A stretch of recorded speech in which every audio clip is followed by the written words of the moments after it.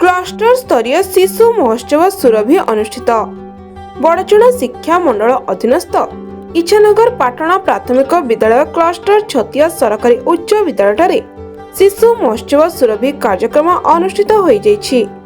एही अवसर में उक्त क्लस्टर अधीन थिबा 17टी विद्यालय छात्र छात्री माने एही कार्यक्रम में अंश ग्रहण करी विभिन्न प्रतियोगिता अंशग्रहण कर निजर प्रतिभा प्रदर्शन करथिले।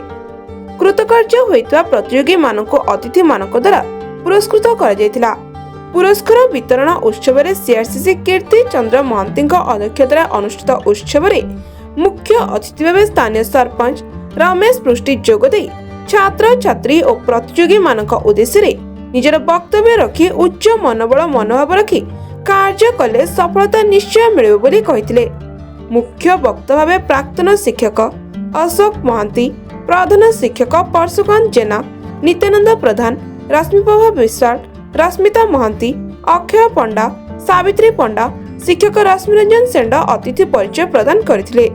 विद्यालयर समस्त शिक्षक शिक्षयित्री उपस्थित थिले। प्रतियोगी मानक उत्साहित करबा सह उज्जवलमय भविष्य कामना करथिले।